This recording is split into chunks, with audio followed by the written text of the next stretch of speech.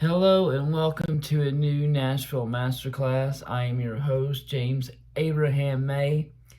Today we are going to talk about the time that my psyche was broke by psychedelics, mixing LSD with DXM.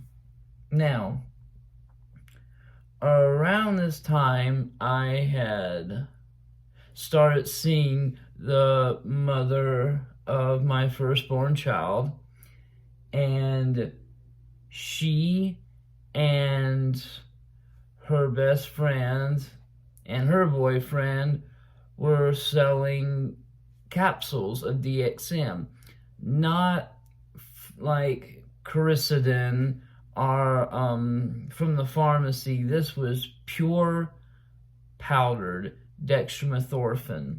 If you don't know what DXM or dextromethorphan is, it's the DM in your Robitussin. It works good as a cough suppressant, but what a lot of normies don't realize is that it's a dissociative, the same as ketamine or PCP.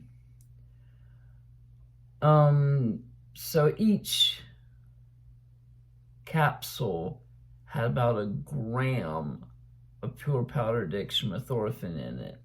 Now, the first time she gave me and my friend Paul a pill of this, she told us it was ecstasy.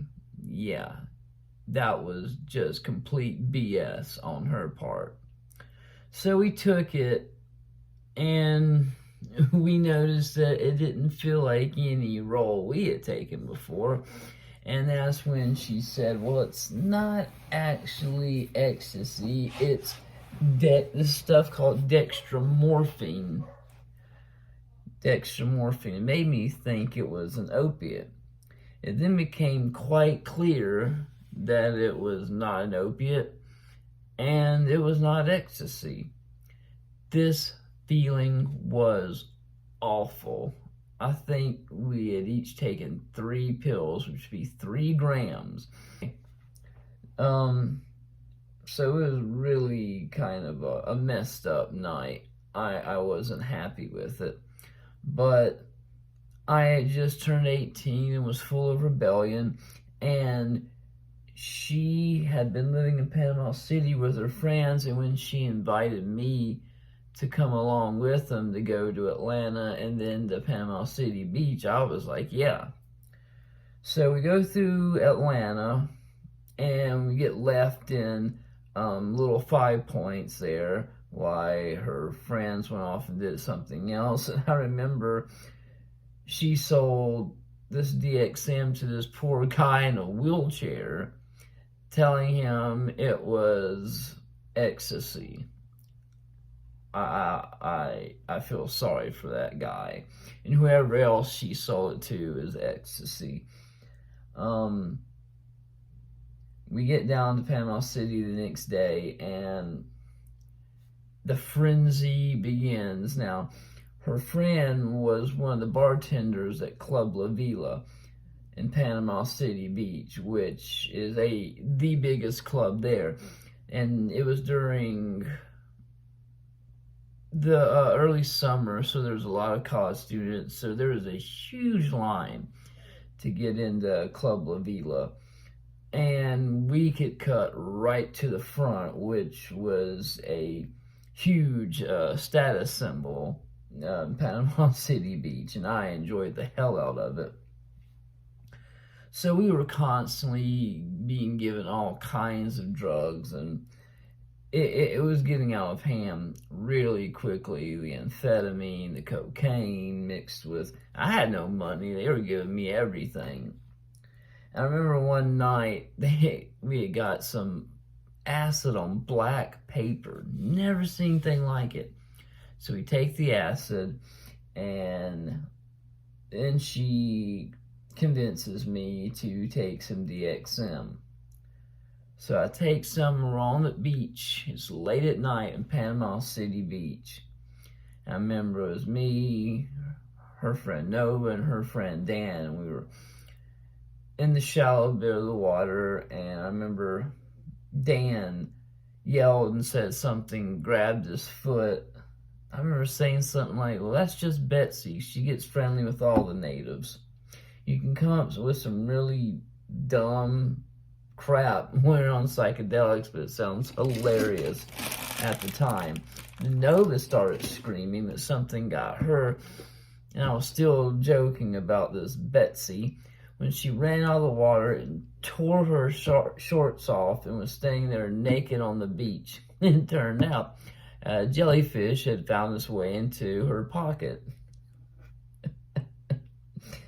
Now, by this time, the DXM was starting to kick in, and I couldn't tell up from down, left from right. The disassociation from my body was intense. Plus, the psychedelic spectacle of the LSD was really kicking into gear. I remember lying on the beach and seeing fractal vision, or a better way to explain it would be 8-bit. If you were playing a video game from the very first Nintendo system, that's the kind of vision. When you looked into just in your natural surroundings, everything would be moved into like 8-bit tiny cubes. And there were a lot of lights off in the distance, and I remember praying that I would never do this again. If God would please just bring me down. As we got up to leave the beach, we were walking across the sand. We were all holding hands. There was one, I think Dan hadn't taken any DXM, so we were counting on him to get us home. And as we were walking on the beach, I saw floating right above the water the Hindu god Krishna. And Krishna was just staring off, and I was just looking at it like, am I really seeing this? Are my eyes closed? Am I really walking? Am I back on the beach? And as I looked, Krishna blinked, and everything I thought I had known was real in the universe came shattering down. I remember I felt it physically as much as I did psychologically and emotionally. Everything went to pieces, and I felt true terror for the first time in my life. They got us across Front Beach Road, which I'm glad we had Dan, because it's a very busy road, and I don't think I would have been able to walk past it without dying. I remember driving home, or him driving us home, and we were driving over St. Andrews Bay and hearing the Foo Fighters, There Goes My Hero, for the first time, and just thinking, it just cannot be happening. Everything about the world is terrible, and it doesn't make sense, and everything I was told growing up is a line. You can't count on anything. Nothing is certain. And every time you think you have found some truth, you find out that it's a lie. And to this day, I have deep psychological trauma that comes from psychedelics and dissociatives and deliriums. This would be my first true terror, but certainly not the last. It gets worse, and I will share that as the days and months go along. But it got to a point where I did not have to take psychedelics, and they didn't come in flashbacks. Like, I'm not driving down the road and all of a sudden something happened. No, I would be asleep.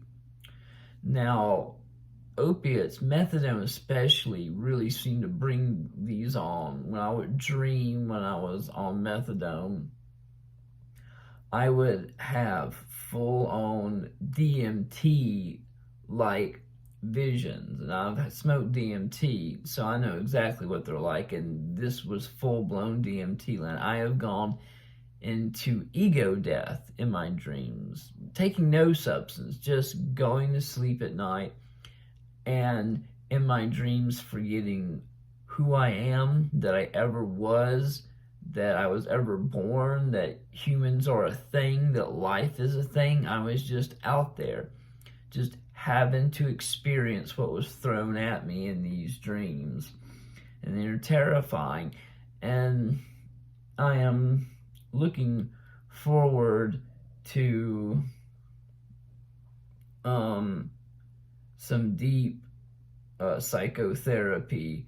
I am probably going to try MDMA, PTSD therapy when it becomes legal. I think it's scheduled for 2023. And if I can find a therapist to do it before then, I will. And I'm not going to hear anything from anybody that has something to say that I'm just looking to get high and you're not sober if you do this, because they have PTSD. You don't know what I go through. I don't know what you go through. But the thing is, I'm not going to tell you what exactly you should and shouldn't do. People like to tell others all the time that because they have gone through this and they have gone through that, that they know definitively what every single person in the world should do, and it's exactly like them. And it's not. I can't get rid of the trauma that I've been dealt and the trauma I brought upon myself with the methods that I've been shown and the therapy I've attended. So I'm going to try whatever I can. And this should be a warning to anybody that I went on 1,000 good trips before the bad trips started happening. I read it all the time in Ear with it. People haven't had a bad trip, so I don't think they're going to. And a lot of other people say, well, I've had bad trips, but it hasn't stopped me from. I don't really think you've had a really bad trip, because there are bad trips and they get more twisted. I had bad trips before this. They get worse and worse and worse, and just when you think you've had a bad one, wait till the next time and they get worse. I'm sure I haven't seen the worst of it, but yeah, that's my story and I'm sticking to it. I'll see you guys next time, and I hope you survive until then. Slate.